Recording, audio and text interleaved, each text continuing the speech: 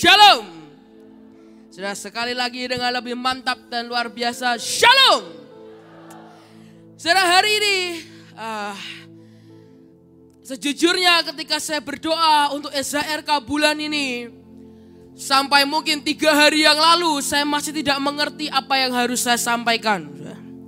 Karena sesungguhnya saya pernah berkata kepada Tuhan, Tuhan, jika engkau tidak berbicara apapun kepada hambamu ini, maka hambamu ini tidak bisa menyampaikan apapun. Karena saya masih ingat salah satu warisan yang selalu dari engkong Yusa dan Papi selalu katakan, Sah, kalau kamu khotbah jangan pernah menyampaikan pesan yang dari dirimu sendiri. Apalagi engkau mencari-cari khotbah untuk dikhotbahkan. Tapi carilah pesan Tuhan dan kehendak Tuhan buat hidupmu dan buat banyak orang. Saudara, sejak itu saya tidak pernah meremehkan atau meringankan, mengentengkan apapun yang menjadi pesan Tuhan. Saudara, tapi hari itu yang Tuhan katakan cuma satu kalimat. Dan satu kalimat itu cukup membuat saya memutarkan otak saya. Saya bilang, ini gimana? Saya coba cari, saya coba belajar, saya minta tolong Roh Kudus. Dan hari ini Tuhan beri judul Wise and Faithful. Bijaksana dan setia. Dan satu kalimat itu yang Tuhan katakan, tiba-tiba Tuhan berkata suatu hari, nak, cari orang pintar itu gampang. Tetapi cari orang setia itu sulit. Suara itu menggema lagi yang kedua kali. Tuhan berkata, Sah, cari orang pintar itu gampang. Tetapi cari orang setia itu yang sulit. Dan hari itu saya ingat akan firman Tuhan di Amsal 20 ayat yang ke-6. Amsal 20 ayat yang ke-6. Banyak orang menyebut diri baik hati, tetapi orang yang setia, siapakah menemukannya? Dalam terjemahan Amplify bahkan dikatakan, many a man proclaims his own loyalty and goodness, but who can find a faithful and trustworthy man? Cari yang mungkin pandai pintar itu gampang. Tapi bahkan firman Tuhan sekali-kali berkata, mencari orang setia itu tidak semudah itu. Tapi kemudian hari itu Tuhan beri saya sebuah ayat. Mari buka sama-sama Matius 24 ayat yang ke-45. Matius 24 ayat yang ke-45. Matius 24 ayat yang ke-45. Siapakah hamba yang setia dan bijaksana, yang diangkat oleh tuannya atas orang-orangnya untuk memberikan mereka makanan pada waktunya? Dan hari itu firman Tuhan berkata, Tuhan mencari orang yang bijaksana dan setia, bukan hanya setia. Tuhan cari yang bijaksana, Tuhan cari yang setia. Karena ketika Tuhan temukan orang yang bijaksana dan setia, maka dia mau angkat pribadi kita untuk menjadi pengawas. Artinya ada derajat yang sedang dinaikkan oleh Tuhan. Artinya Tuhan mau memberikan sebuah promosi kepada orang yang Tuhan dapati bijaksana dan setia. Tapi saudara, ketika saya baca ayat ini, saya menyadari bahwa sikap kedua ini itu mustahil sebenarnya. Karena ketika saudara berkata tentang bijaksana, orang yang bijaksana itu selalu menggunakan akal budi. Orang yang bijaksana itu tajam pemikirannya. Orang yang bijaksana itu pasti pandai. Hati-hati apabila menghadapi kesulitan. Saudara, dan pernahkah saudara mengerti bahwa biasanya orang yang bijaksana atau orang yang pintar itu sulit untuk setia? Kenapa? Karena dia punya beberapa pemikiran yang bisa seringkali membuat sebuah konklusi, ini tidak baik mungkin. Atau ini tidak menguntungkan, ini merugikan. Dan akhirnya membuat orang ini pergi dari sesuatu atau seseorang. Tapi ketika orang itu tidak terlalu pandai, cenderungnya gampang setia. Karena orang yang tidak terlalu pandai akan mengerti, dia tidak bisa apa-apa. Dan dia butuh seseorang untuk menolong. Tapi ada lagi orang yang sudah tidak pandai, tidak mau setia. Nah itu rada bodoh. Orang yang pintar mungkin karena mereka mengandalkan pemikirannya. Tapi kalau sudah tidak terlalu pandai, tidak mau setia, merasa bisa sendiri. Nah itulah pemikiran orang-orang yang cukup bodoh. Jadi saya mengerti kedua sifat ini sulit untuk digabungkan. Apalagi ketika yang terlalu pintar punya pemikirannya sendiri. Dan seringkali setia itu kepada Tuhan, tapi juga kepada pemimpin yang Tuhan berikan di dunia ini. Dan belum lagi ketika mungkin orang yang bijaksana ini harus setia kepada seorang pemimpin yang mungkin tidak lebih pintar daripada dia. Itu sulit. Tapi sekali lagi Tuhan cari yang bijaksana dan yang setia. Karena ketika Tuhan bisa temukan keduanya ini dalam hidup setiap kita, maka akan ada promosi Tuhan yang akan membuat saudara terus naik dan tidak pernah turun. Tiba-tiba ada breakthrough yang saudara tidak pernah sangka-sangka terjadi dalam hidupmu. Ada begitu banyak hal yang akan Tuhan percayakan lebih dahsyat lagi. Ketika dia temukan di dalam diri kita ada kesetiaan, tapi juga ada kebijaksanaan. Saudara, dan sekali lagi, ini tidak mudah, ini tidak mudah. Tapi itu yang sedang Tuhan cari hari-hari ini. Buat semua orang yang ada di tempat ini maupun yang streaming. Tuhan sedang cari orang-orang yang bijaksana dan orang-orang yang setia. Karena Tuhan mau berkata, nah waktunya sudah terlalu amat singkat. Dan Tuhan butuh raja-raja untuk dibangkitkan. Seseorang dari anak Tuhan harus naik menjadi pengawas-pengawas.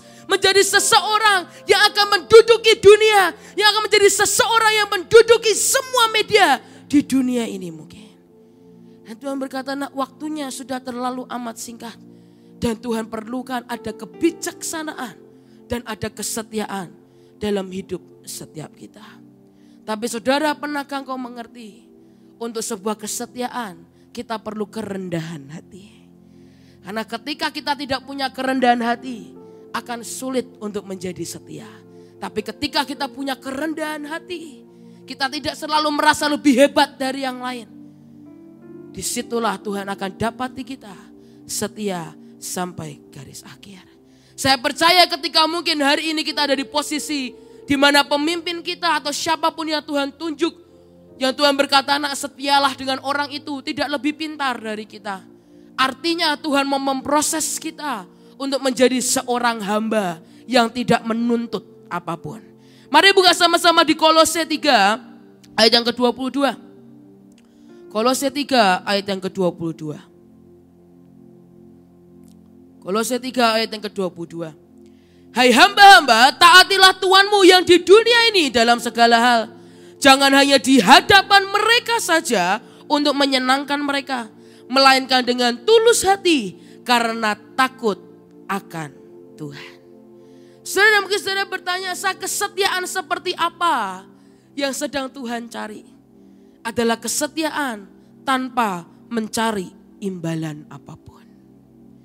Saudara, ada seringkali beberapa orang, nanti kita juga akan belajar.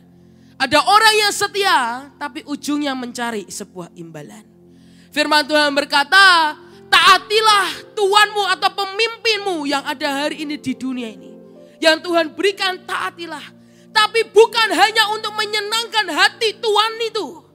Tapi karena kita takut akan Tuhan. Saudara, dan itu adalah hal yang paling sulit.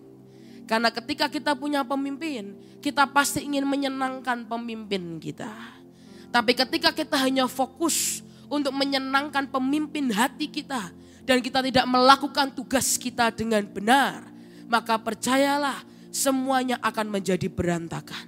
Tapi ketika kita melakukannya karena takut akan Tuhan, itulah kesetiaan tanpa mencari sebuah imbalan, tanpa menuntut sebuah upah. Dan inilah sebuah pribadi, seorang pribadi yang hari itu dia setia, namun dia menuntut sebuah upah. Mari kita baca sama-sama Lukas 15 ayat yang ke-28 sampai ayat yang ke-32. Lukas 15 ayat yang ke-28 sampai ayat yang ke-32.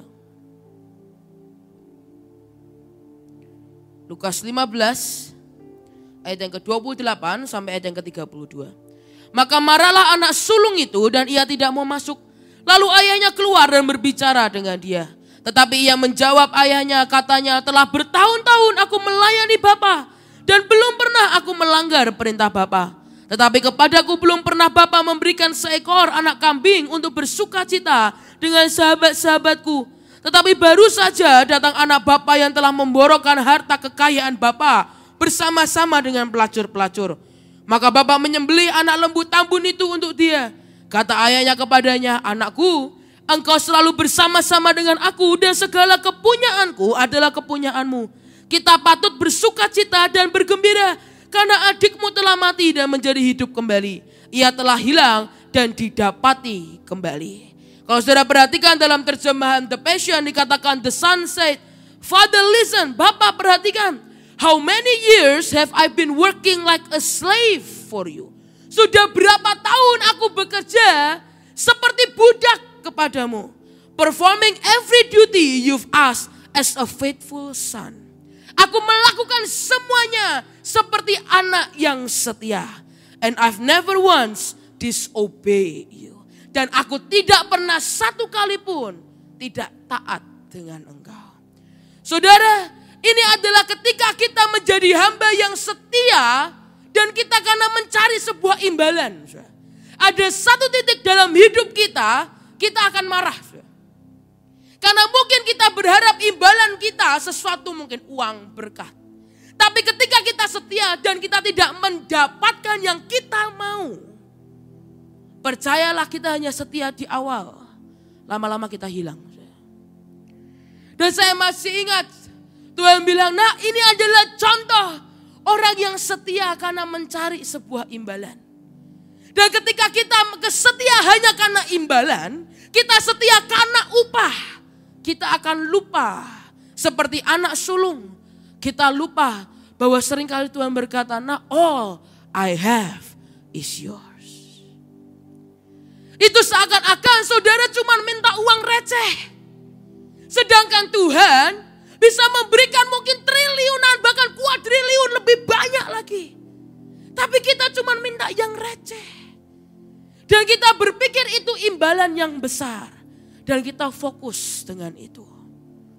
Saudara, dan sekali lagi, berapa banyak di hidup kita yang kita setia karena kita mencari imbalan. Kita setia karena ada maksud.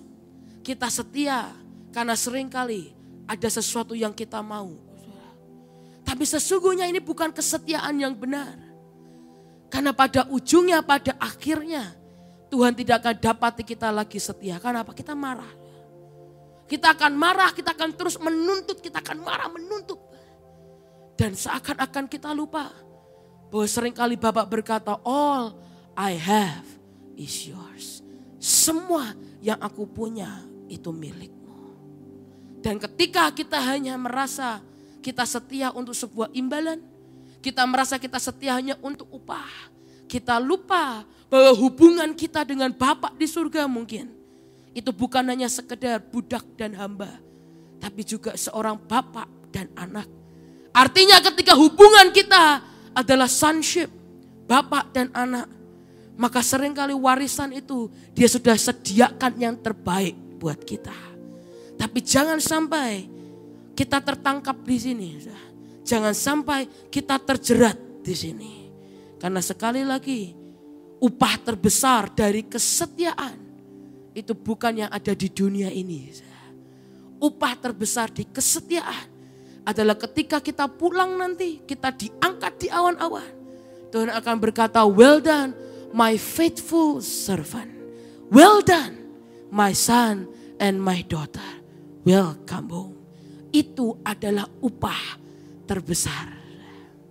Banyak orang salah.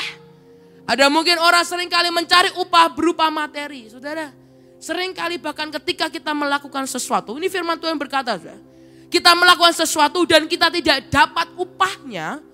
Itu kita sedang menumpuk batu emas di surga. Artinya Tuhan yang akan mengembalikan kepada kita, Tuhan yang akan memberi berlipat-lipat kali ganda. Tapi kalau saudara kepingin upahnya di dunia ini, ya hilang. Contoh, suatu saya masih ingat hari itu, kita mungkin junior lagi kumpul, dan kemudian ada beberapa yang, kok aku nggak dipuji? Saya khotbah dengan baik kan, kok aku nggak dipuji? Saya masih ingat hari itu, Papi dan Bu In datangi kami dan bilang, kalau kamu dipuji, itu upahmu berarti. Berarti habis ini gak ada lagi. Karena itu upahmu. Saudara, dari itu mengubah mindset saya bahwa upah di dunia itu cuma sementara. Saudara, ketika kita datang ke dunia ini telanjang, kita pulang telanjang gak? Saudara? Telanjang. Apakah saudara pernah lihat bayi lahir pakai baju? Atau mungkin pakai jubah? Kan belum pernah ada. Saudara. Yesus lahir aja telanjang. Saudara. Kita turun ke bumi telanjang, kita nanti naik juga tidak membawa apa-apa. Tapi yang kita bawa adalah hubungan kita dengan Tuhan. Yang kita bawa adalah roh kita. Semua yang di dunia ini bukan berarti kita tidak diberkati. Saya percaya semua orang yang setia pasti diberkati Tuhan. Tapi sekali lagi jangan itu yang kita kejar. Karena semuanya itu bisa habis. Tapi Tuhan kita tidak akan pernah habis. Semuanya bisa lenyap, tapi Tuhan kita tidak akan pernah lenyap. Saudara, sekali lagi saya berdoa, jangan sampai kita salah fokus. Seperti si sulung ini, yang ujung-ujungnya pahit, ujung-ujungnya marah. Sudah setia, tapi karena setia untuk upah, ujung-ujungnya tetap marah dan pahit. Tapi saudara, berbeda dengan si sulung. Ada seseorang yang bernama Ruth. Kalau saudara hari ini ketik, mungkin di Google atau di mana, saudara cari faithful person atau faithful woman, yang akan muncul salah satunya Ruth. Saudara, dan Ruth adalah orang yang setia. Bahkan saat Naomi kehilangan semuanya. Si sulung marah dengan bapaknya karena kesetiaannya tidak dibayar. Tapi Ruth adalah orang yang setia. Bahkan ketika Naomi tidak bisa memberikan apapun dalam hidupnya. Mari sama-sama buka Rut 1 ayat yang ke-16. Ini adalah sebuah ayat yang sangat-sangat terkenal dari seorang yang bernama Rut. Rut 1 ayat yang ke-16. Tetapi kata Rut, janganlah desak aku meninggalkan engkau dan pulang dengan tidak mengikuti engkau. Sebab kemana engkau pergi, ke situ jugalah aku pergi. Dan di mana engkau bermalam, di situ jugalah aku bermalam. Bangsamulah bangsaku dan Allahmulah Allahku. Hari itu Rut setia kepada Naomi bukan karena pribadi Naomi. Karena hari itu Naomi pahit. Rut tidak melihat pribadi Naomi, tapi yang Rut lihat Tuhan yang disembah oleh Naomi. Dan itu sangat berbeda. Ketika kita lihat manusia, pasti banyak kecewanya. Tapi ketika kita lihat Tuhan, itu yang mengubah segalanya. Sekalipun secara normalnya memang kita akan lihat manusianya dulu. Tapi percayalah kalau kita terus melihat manusia, ujung-ujungnya kita akan kecewa. Tapi hari itu Rut bisa setia karena dia melihat Tuhan. Saudara, satu hari Sally anak Ibu Ribkah tanya ke Ibu Ribkah. Dan Sally cerita ke saya. Dia tanya ke mamahnya, Mama kenapa kok bisa setia sama Om Agung? Saudara, dan hari itu jawaban Ibu Ribkah adalah beliau berkata, karena yang Ibu Ribkah lihat bukan pribadinya Petrus Agung. Tapi yang Ibu Ribkah lihat adalah Tuhan yang disembah oleh Petrus Agung. Dan perkataan itu menyentuh hati saya. Karena sesungguhnya saya masih ingat di hari sebelum tutup peti Papi, Ribkah datangi saya secara pribadi. Di tengah-tengah ruang kebaktian, saya lagi di pinggir mimbar, tiba-tiba Ibu Ribkah datangi saya. Dan Ibu Ribkah berkata dengan suara gemetar. Hari itu Ibu Ribkah bilang, Sah, sama seperti aku melayani papamu, aku akan melayani kamu dan keluargamu sampai akhir. Saudara, apakah saudara pikir itu mudah? Tidak.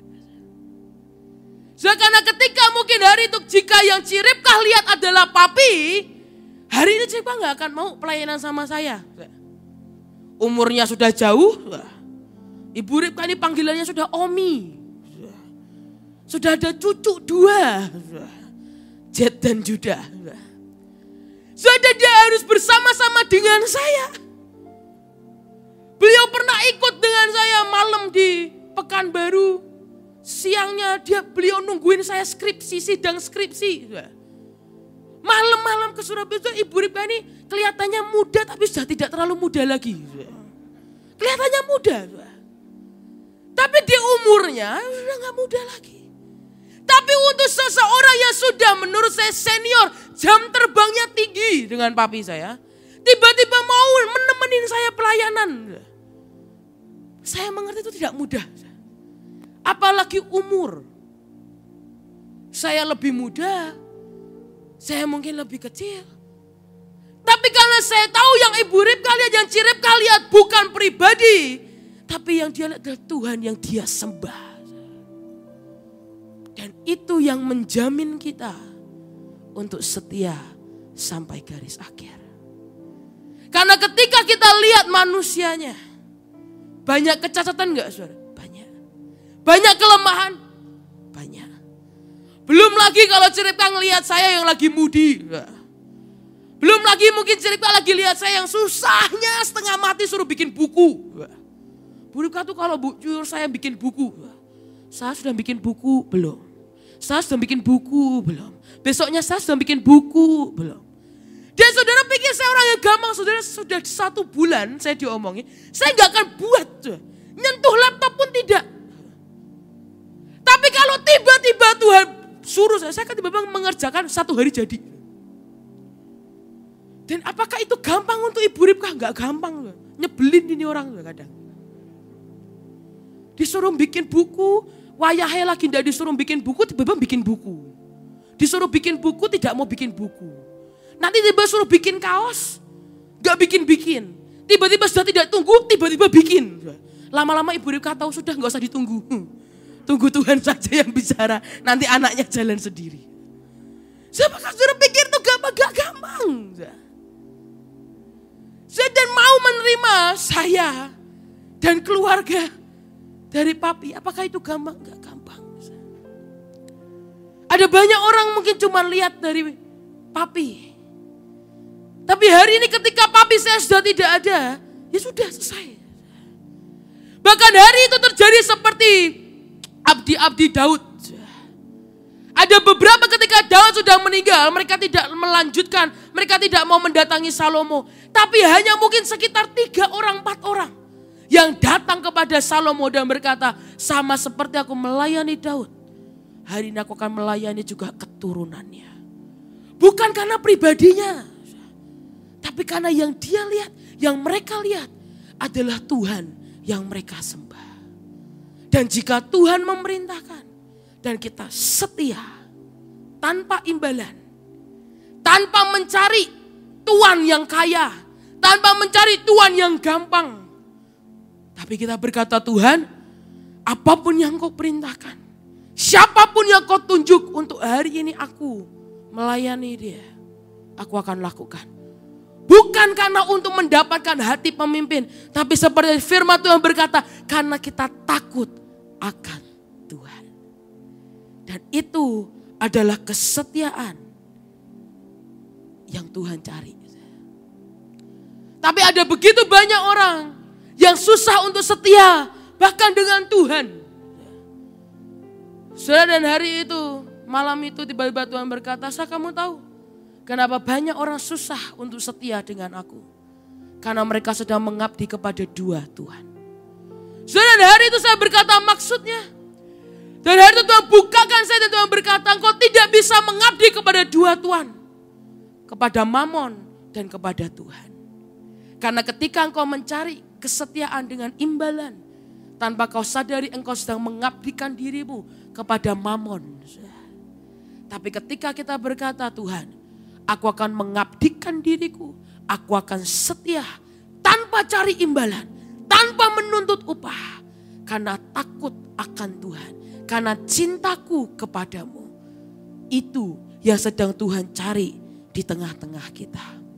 Dan kesetiaan dan ketaatan itu saling bersaut-sautan. Kesetiaan dan ketaatan tidak bisa dilepaskan.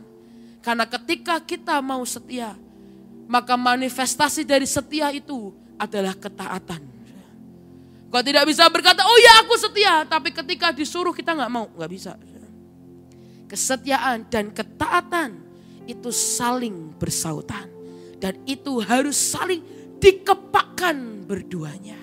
Dan itu yang Tuhan mau di tengah-tengah kita. Tapi ada satu orang lagi yang hari itu dia didapati bijaksana. Kalau saudara perhatikan tadi Ruth, karena kesetiaannya hari itu derajatnya dinaikkan. Persis seperti firman Tuhan. Ketika engkau setia, engkau akan diangkat. Ruth dari bangsa yang terbuang, diangkat, dicangkokkan dalam silsilah Yesus. Hari itu dia bahkan nikah dengan bos konglomerat, orang kaya. Hari itu seperti Ruth derajatnya dinaikkan karena sebuah kesetiaan. Saudara, ada satu pribadi lagi yang didapati Tuhan bijaksana, tapi juga setia. Dan hari itu dia diangkat benar-benar menjadi pengawas atas semuanya. Dan siapa namanya? Yusuf. Yusuf adalah pribadi yang bijaksana dan setia. Membuat akhirnya dia diangkat derajatnya, bahkan menjadi pengawas atas semuanya. Ketika itu saya berkata, Tuhan, maksudnya bagaimana? Mari kita belajar. Kejadian 37 ayat yang ketiga. Kejadian 37 ayat yang ketiga. Israel lebih mengasihi Yusuf dari semua anaknya yang lain. Sebab Yusuf itulah anaknya yang lahir pada masa tuanya. Dan ia menyuruh membuat jubah yang maha indah bagi dia. Kata anak pada masa tuanya, arti lainnya, artinya adalah a wise son. Anak yang bijaksana.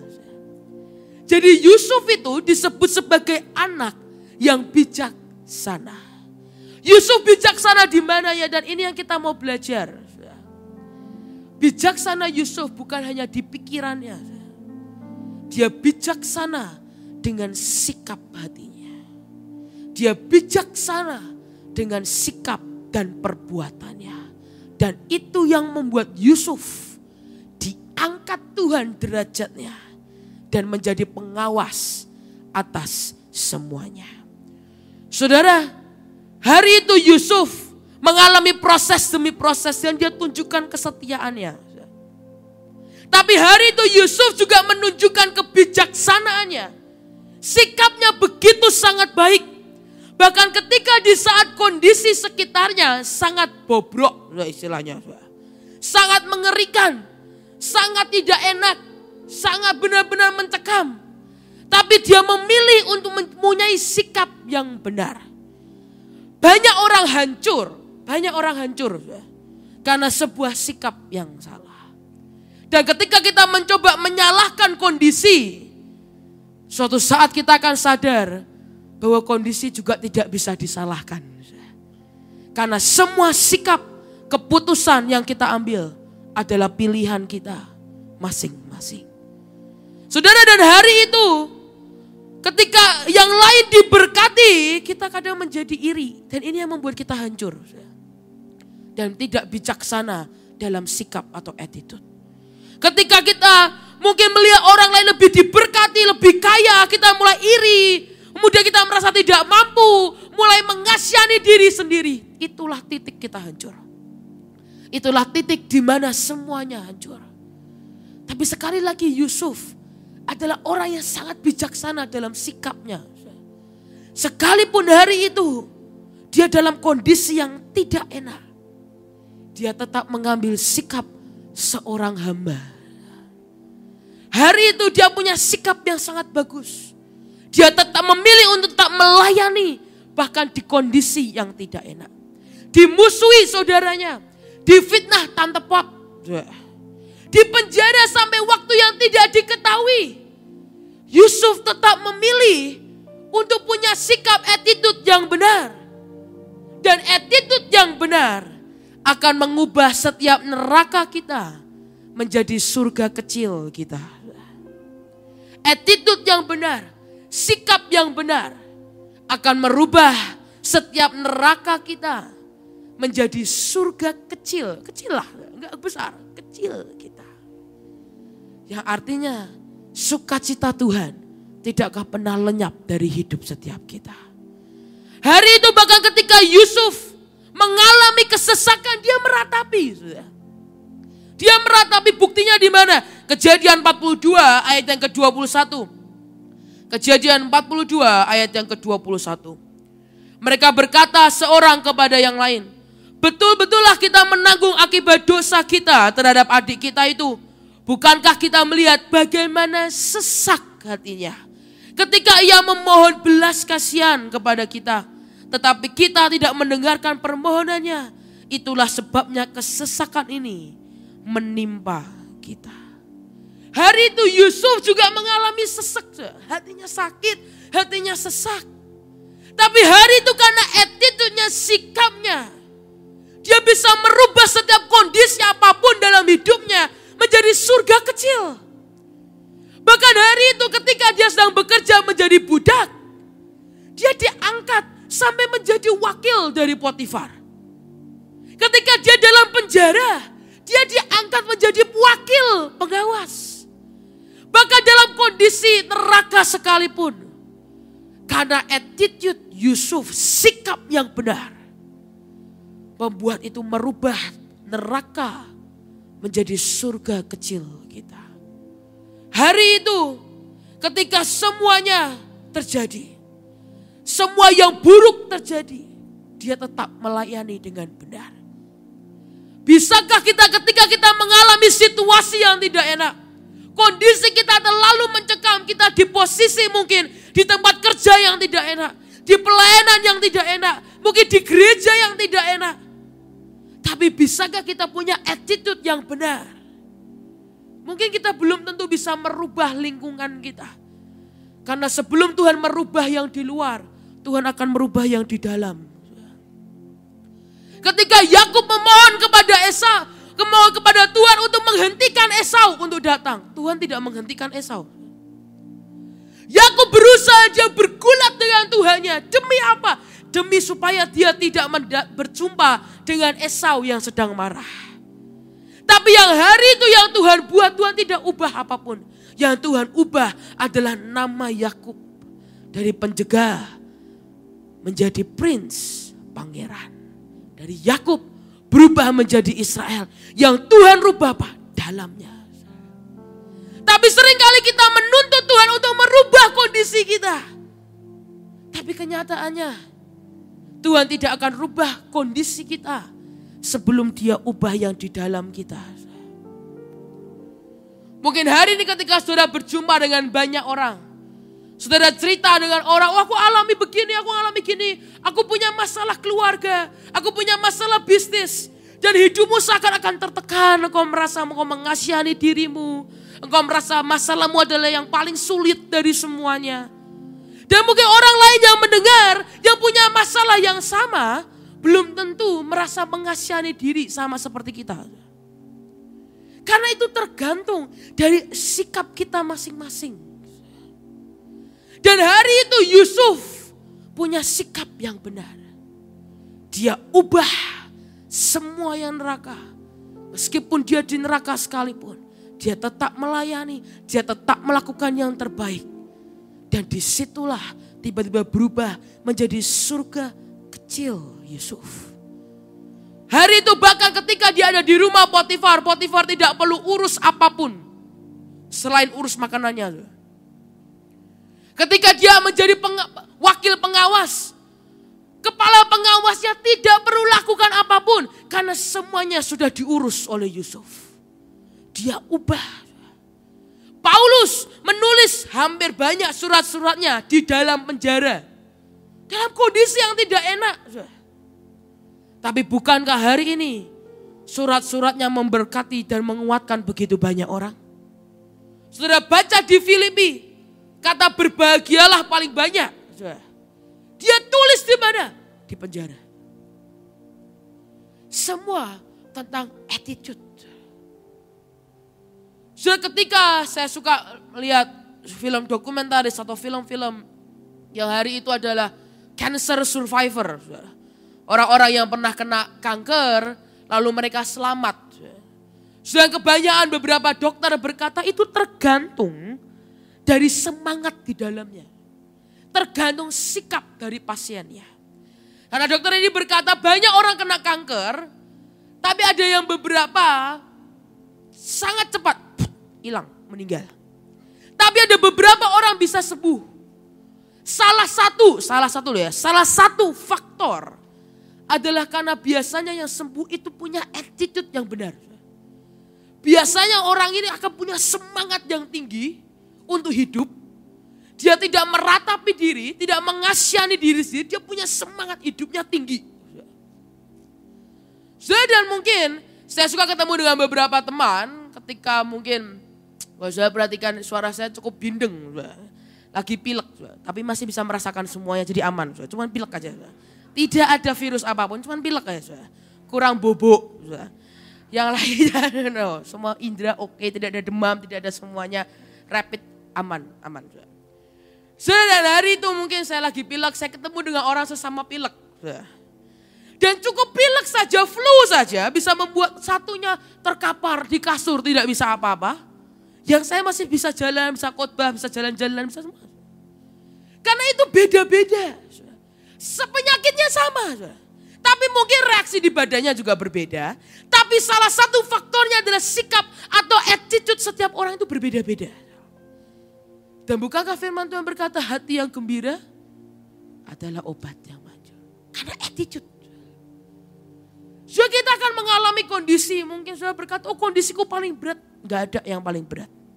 Semuanya sama. Tapi bagaimana kita menyikapi itu? Bagaimana kita menyikapi ketika mungkin orang mulai mengata-ngatai kita, memfitnah kita. Bagaimana cara kita menyikapinya? Apakah kita bijaksana? Dan itulah bijaksana seperti itu yang Tuhan sedang cari di tengah-tengah kita. Karena ketika sikap kita salah, maka yang keluar hanya omelan. Ketika sikap kita salah, yang keluar hanya kemarahan. Yang keluar kesombongan. Dan kemanapun kita pergi, orang sejenis itu yang akan mendekat dengan kita. Maksudnya apa? Kalau hidupmu penuh dengan omelan, kemarahan, maka dalam hidupmu yang nanti merapat, mendekat orang-orangnya, itu biasa orang yang suka marah. Kalau saudara perhatikan, kalau saudara lihat orang pahit, mungkin saudara pernah lihat orang pahit. Dia akan bergerombol dengan orang-orang sesama pahit. Karena mereka akan saling menguatkan kepahitannya. Tidak akan disembuhkan. Tapi akan sama-sama, mari kita bersama-sama pahit, bersama-sama. Saudara suka merhatikan. Nanti kalau misal mungkin saudara lihat ada satu orang yang mungkin tidak suka dengan pemimpin A. Nanti teman-temannya yang bergerombol adalah orang-orang yang tidak suka dengan si A. Saudara kan lihat. Karena itu entah kenapa saudara ada magnetnya. Yang itu akan me-attract. Jadi kalau saudara lihat ya, kok rasanya kok sekelilingku ini orang kok banyak yang pahit. Nah, yang dicek itu bukan yang lain. Hati kita. Karena kok bisa kita me-attract, punya magnet untuk orang-orang yang pahit. Jangan-jangan kita sendiri juga pahit. Tapi coba saudara perhatikan. Kalau ada orang-orang yang periang, sanguin total. Buat saya seperti orang plekmatis itu kadang rada meresahkan. Lihat orang sanguin.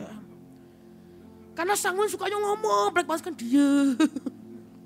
Saya tuh kalau ketemu sanguin total stres di dalam. Kayak kapan selesai ngomongnya, sudah selesaikah bicaranya, mari kita tutup, saya sudah capai. Sampai pulang tuh letih kayak habis KKR 2 jam. Padahal ketemu orang sanguin cuma 5 menit.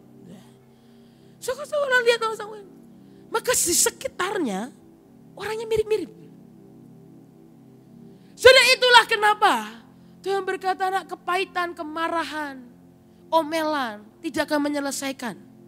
Saudara mau ngomel, saudara mau marah, saudara kutuki, apakah menyelesaikan masalah? Tidak. Yang ada memperburuk masalah. Memperburuk. Tapi ketika saudara mungkin lihat orang yang sangat ceria, Apakah berarti dia tidak punya masalah? Belum tentu. Konon katanya yang ketawanya paling kencang.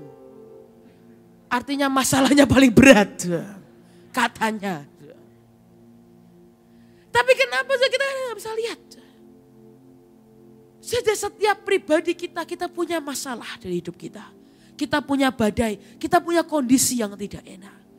Tapi bagaimana kita menyikapinya dengan bijaksana, itu yang akan membuat kita terus naik dan tidak pernah turun. Tapi hari itu Yusuf juga bijaksana karena dia punya kemampuan untuk mengatur atau memanage upaya siapapun yang berusaha untuk memahitkan hatinya.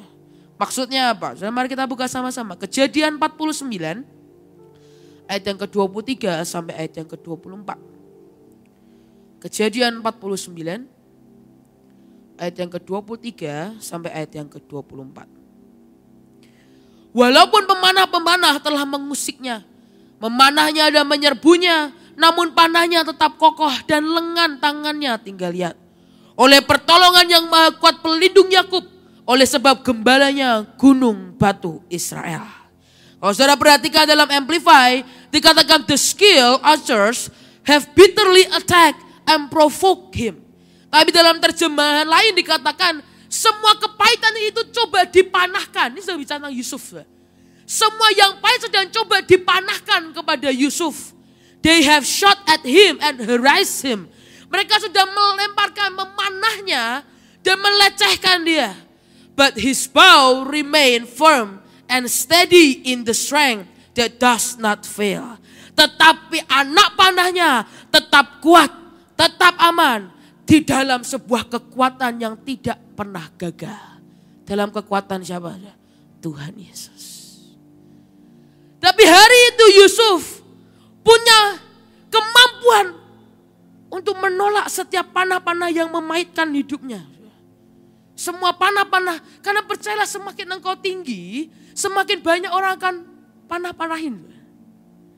Semakin engkau tinggi, semakin banyak orang yang akan mencoba menjatuhkan. Semakin saudara diberkati, akan ada banyak orang yang akan mencoba melukai saudara dan membuat saudara pahit. Tapi sekali lagi Yusuf bijaksana dalam menjaga hatinya. Firman Tuhan berkata, jagalah hatimu karena di situ terpancar kehidupan. Artinya kita punya tugas untuk menjaga, bukan membiarkan panahlah aku. Itu. Ada orang-orang yang kalau ditampar kanan kasih pipi kiri, tampar aku. Kalau saya tampar tinju aku. Tapi hatinya pahit, nggak bisa.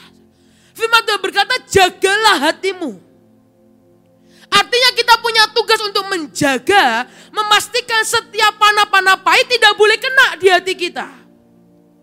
Contohnya apa? Kalau ini saya ini tidak bisa diterapkan oleh semua orang, tapi ini kalau saya itu paling males ketika orang hubungi saya mungkin lewat Instagram, lewat media sosial, pakai fake account.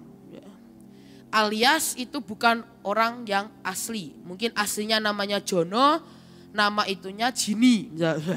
Beda. Ternyata jenis kelaminnya laki-laki, yang ditampilkan itu perempuan, foto orang lain. Saya gak suka. Apalagi kalau postingannya 0. Itu biasanya akun palsu. Saya tuh rada anti dengan yang begitu-begitu. Sudah saya tahu seringkali ada orang-orang yang bisa menghina itu dahsyat. Punya kemampuan menghina orang itu sampai ke relung-relung hati. Sampai dalam ditusuk itu bukan cuma ditarik lagi, ditusuk, dikopek, baru tarik. Itu mungkin sebuah skill karunia yang luar biasa ya. Mantap lah. Ada jenis-jenis orang yang seperti itu. Soalnya jenis-jenis orang seperti ini biasanya tidak pakai akun yang asli. Maka mereka akan pakai akun-akun yang bodong, yang salah. Dan untuk mendirect message ngomong ke saya, omongannya sampah semua. Nah ketika itu saya bisa memilih untuk membacanya satu persatu. Saya bisa pilih, saya baca, saya renungkan, saya resapi. Tapi itu akan membuat hati saya pahit gak? Pahit. Mungkin tidak pahit dengan orangnya karena saya tidak kenal dengan orangnya. Tapi saya bisa pahit dengan keadaan.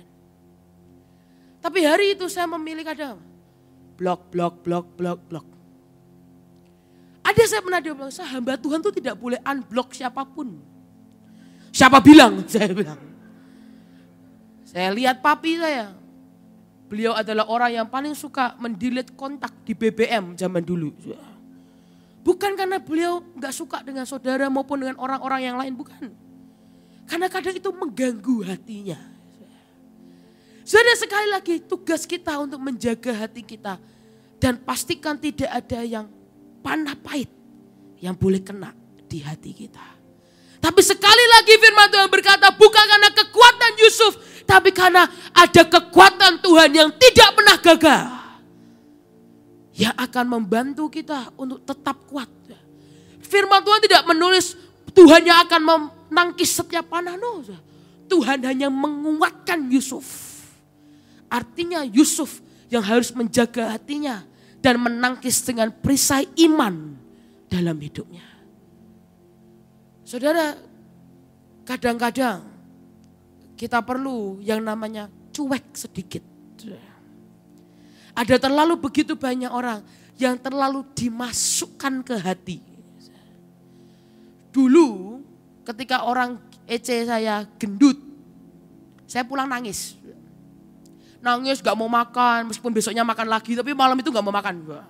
Nangis, menderita, rasanya kayak, kenapa aku dilahirkan gendut? Selalu begitu. Tapi sudah ketika itu tidak akan merubah apapun. Sampai sekarang masih. Sudah saya sindir berkali-kali, tetap masih body shaming. Sudah, tapi sekali lagi, kondisinya tidak berubah. Tapi yang berubah apa? Yang di dalam ini. Ketika hari itu, Tuhan sekali lagi, Tuhan uji saya. Dia uji saya pernah KKR di tengah-tengah hutan. Di mana itu saya lupa. Yang ketua yayasannya perempuan tinggi, badannya juga gede. WL-nya laki, kurus, gak terlalu tinggi. KKR semua dahsyat, lawatan terjadi dahsyat semuanya. Saya duduk, saya sudah capek, saya kepingin pulang. Tiba-tiba saya dipanggil ke atas. Silakan Pastor Hadasa boleh naik ke atas mimbar. Kita mau memberikan piagam, sertifikat. Akan diserahkan dengan ibu yayasan kita. Tahu WL-nya bilang apa? Lihat, badan mereka sama. Semok-semok, kayak gajah. Saya pengen lempar sepatu. Saya bilang ini kurang ajar ini, saya bilang. Tapi hari itu saya kan gak mungkin hamba Tuhan. Dalam hati saya bilang, aduh Tuhan, tidak kamu punya istri gendut, rasain kamu. Saya bilang terima kasih Tuhan. Saya cuma lihat ya, ayo foto bersama, lihat kayak mereka kayak adik kakak ya. Lihat dong badan mereka. Dan itu ditonton mungkin hampir 1.000 orang. Bayangin saya habis keren-keren altar, kok image saya runtuh dalam waktu 1 menit. Saya sudah cuma diam, saya ketawa, saya nggak terlalu munafik, saya tetap ketawa dengan senyum. Oh silakan duduk, saya duduk paling depan lagi. WL-nya ngomong lagi. Dia singgung badan saya sepanjang pengumuman sampai selesai. Pokoknya wah lihat ya suaranya hebat, memberkati, mungkin karena badannya besar, jadi kuat dalam melayani. Tidak ada hubungannya Bambang, saya bilang. Pokoknya dikaukitin semua. Sejak hari itu saya bilang, dalam nama Yesus, saya selalu sudah, hancurkan jempol, terima kasih. Ya. Terakhir, saya untung tiba-tiba dipanggil pulang. Jadi saya langsung berdiri, lu mau kemana, apa kata? Saya tinggal pulang. Saya sampai di hotel.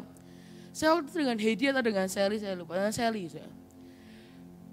Saya diam, saya tenang, Sally menggebu-gebu. Itu WL apa itu, cungkring aja kok ngata-ngatai orang. Wah. So, tenang Sally, tenang. Tenang Sally, Bang. Kita habis melayani Tuhan, jangan ngata-ngatai orang. Tenang, saya tenang. Saya pulang ke kamar mandi, saya rebahan di kasur. Saya merenungkan hari itu, saya bilang, kok ya ada aja ya Tuhan di tengah hutan, manusia kayak begitu, hidup lagi saya bilang. Dan sejujurnya, aduh. Tapi ketika itu tiba-tiba Tuhan tanya ke saya, kamu cek hatimu Saya bilang, kenapa Tuhan? Kamu marah. Sebenarnya ya kesel-kesel lah Tuhan, siapa sih yang gak kesel?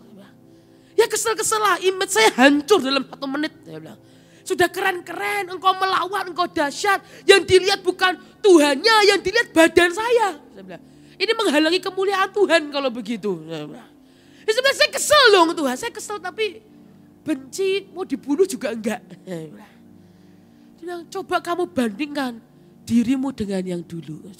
Saudara, kita jangan suka membandingkan diri kita dengan orang lain. Bandingkan diri kita dengan diri kita yang dulu. Saudara, bandingkan dengan dirimu yang dulu. Dulu ketika ini terjadi, reaksimu apa? Saudara tahu reaksi saya gak akan mau khotbah di tempatmu lagi. Saya gak akan mau khotbah, saya gak mau lagi ya khotbah di tempat ini. Meskipun saya gak bilang di depan, dia bilang belakang. Pokoknya saya gak mau khotbah, saya malu. Tunggu saya kurus baru saya mau khotbah lagi. Meskipun rada mustahil saya. Tapi udah gak mau. Saya marah, saya bete seharian. Saudara, Tuhan berkata, lihat reaksimu hari ini. Kamu seperti dulu atau kamu pasti bisa ketawa? Ya saya ketawain aja sih Tuhan. Dan itu bilang, lihat perubahannya. Kondisimu sama. Orang kan tetap memanahkan itu. Tapi engkau tahu cara menangkis itu. Supaya tidak menjadi luka dan pahit di hatimu. Dan itu yang Tuhan mau. Karena percayalah ketika Tuhan mau angkat saudara terus naik dan naik. Akan banyak orang memanahkan termasuk iblis. Saudara. Dalangnya itu iblis. Maka jangan benci orangnya, benci iblisnya. So, maka iblis akan terus memanahkan dan akan mencoba membuat kita pahit. Karena mereka tahu detik kita pahit. Kita didapati tidak bijaksana dalam sikap kita. Disitulah Tuhan tidak bisa mempercayakan apalagi dalam hidup kita. Tapi ketika dia dapati kita bijaksana dalam sikap kita. Attitude yang benar merubah neraka menjadi surga. Attitude yang benar akan membuat kita menyingkirkan setiap panah-panah kepahitan dalam hidup kita. Pakai perisai iman, pelindung iman. Itulah kenapa tiap kali saya mau kebaktian. Apalagi yang di luar pulau itu kata-katanya kadang lebih pedes. Saya bilang Tuhan lindungi hati hambamu ini dengan baja, dengan kaca, dengan ilahi, dengan tembok perlindungan, 7 tembok perlindungan Tuhan menyintari. Dan itu berhasil. Tapi sekali lagi kita punya cara yang berbeda-beda. Cara papi saya, salah satunya. Papi saya bilang ini, jangan Google nama papi ya. Saya gak mudeng, saya gak ngerti. Begitu papi saya meninggal, saya Google. Petrus Agung Purnomo. Kan keluar tuh Petrus Agung Purnomo gereja Semara. Di bawah-bawahnya mengerikan. Penyesat apa. Kawin roh diungkit-ungkit lagi apa. Ditulis. Ada yang satu khusus bikin blog khusus untuk menjelek-jelekan. Saya bilang niat ini berarti cinta banget sama Batra terutama. Saya bilang, sampai niat tuh diketik di foto. Wah, sampai niat nunduk masuk tuh luar biasa. Itu kok bukan karena cinta yang luar biasa gak mungkin. Itu kan pasti cintanya luar biasa. Detik itu saya mengerti, oh ternyata itu. Dan papi saya tidak pernah Google namanya sendiri. Karena papi saya bilang, itu salah satu cara papi untuk jaga hati papi tetap murni di hadapan Tuhan. Itu salah satu cara bijaksana dalam menyikapi semua yang mencoba memahitkan hati papi. Dan sejak itu saya ikuti, saya tidak pernah Google lagi nama saya. Saya tidak pernah Google nama papi saya. Tapi saya fokus kepada Tuhan. Fokus kepada apa yang Tuhan berikan di tengah-tengah kita. Dan hari itu Yusuf juga sama. Hari itu Yusuf mengalihkan fokusnya daripada ngurusin orang pahit. Dia alihkan fokusnya untuk melakukan lebih dari apa yang diminta. Kalau saudara perhatikan, dia lakukannya ekstra. Sama seperti firman Tuhan, kalau dia suruh kau berjalan 1 mil, berjalanlah 2 mil. Dia mengalihkan fokusnya daripada mengurusi kepahitan, kemarahan orang-orang yang mencoba memanai dia. Setan-setan yang mencoba memanai dia. Dia mengalihkan fokusnya. Dia fokus melakukan apa yang hari ini ada di depan matanya. Dan ketika itu dia lakukan ekstra. Dia lakukan yang lebih dari yang diminta. Dan hari itu seorang yang bernama Yusuf diangkat menjadi pengawas. Bukan hanya pengawas, tapi penguasa Mesir. Dan ketika itu terjadi, saya percaya setiap saudara akan diangkat naik. Ada promosi Tuhan yang akan terjadi dalam hidupmu. Engkau akan mengembang ke kanan dan ke kiri. Lemaknya kecil, tapi engkau akan mengembang ke kanan dan ke kiri. Engkau akan terus menduduki dunia. Bahkan anak cucu kita akan menduduki dunia.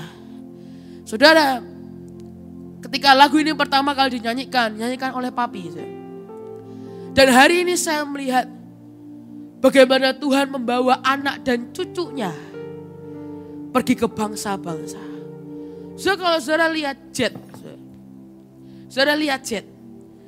Anak ini dari kecil favornya tinggi. Dan hari itu bahkan ketika dia didoakan oleh seorang hamba Tuhan Malaysia. Hamba Tuhan ini berkata sangat jelas. Engkau akan pergi ke Israel, Amerika, Australia. Kalau tidak salah 3 ini. Meskipun yang kecil belum pernah kemana-mana karena gak bisa pergi. Tapi yang Jet. Sudah hari itu persis Tuhan bawa dengan sangat jelas. Dan urutannya betul. Israel Jet itu berangkat umur 2 bulan kalau gak salah. Umur 2 minggu sudah bikin paspor. Sampai orang paspornya bingung. Bu, ini anak mau dibawa kemana? Masih 2 minggu kok foto paspor. Jadi mukanya sama yang sekarang beda jauh. Mukanya masih bayi. Tapi dibawa. Dia benar-benar dibawa Tuhan ke Israel dengan berkatnya yang ajaib. Tuhan bawa dia pergi ke Amerika. Dia bawa cucu Jet ini pergi ke Australia. Bahkan waktu itu kita pergi ke Korea, ke Jepang. Baru di pesawat. Ada orang Korea nengok. Keluarin dompet 200.000 dikasih. Cuma gak apa-apa kok selama perjalanan anteng. Tidur kok saudara, anteng dikasih uang. Di Korea lagi di kereta loh, saudara gak apa-apain. Ada mak-mak lihati kok lucu, anteng. Dikasih uang lagi. Saya bilang, wih kaya ini. Sampai kita tidak berani pakai uangnya. Saudara. Dia suruh milih barang kita bayar pakai uang itu. Yang adanya yang paling kecil. Lebih dahsyat lagi sebenarnya. Umur baru berapa bulan ya. Baru berapa bulan. Ada orang tiba-tiba datang. Kasihnya emas. Saya bilang, wih kok lebih kaya daripada yang lain kalau begini. Masih bayi. Sejujurnya saya tahu itu bukan, mereka ngapain. Apakah mereka setia? Mereka belum tahu yang namanya setia. Apakah mereka bijaksana? Mereka belum tahu namanya bijaksana. Tapi saya tahu hari ini kami anak-anak dan cucunya menikmati hasil dari bijaksana dan setianya papi. Dan bahkan ketika papi sudah meninggal, Tuhan tidak pernah menelantarkan anak-anaknya. Dan itulah yang membuat saya mengerti. Tuhan sedang cari orang-orang yang bijaksana dan setia. Tanpa mencari imbalan, tanpa mencari upah. Disitulah Tuhan akan melebarkan tenda-tenda saudara. Saudara akan pergi ke bangsa-bangsa. Bahkan hari ini Tuhan akan angkat engkau sangat tinggi dan tidak akan pernah turun. Hari itu Rick Warren berkata, a faithful servant never retire.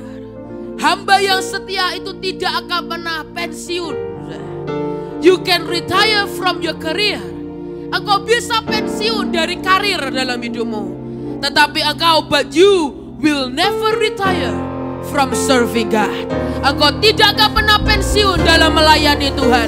Semakin engkau melayani Tuhan dengan bijaksana dan setia, engkau akan terus dibawa naik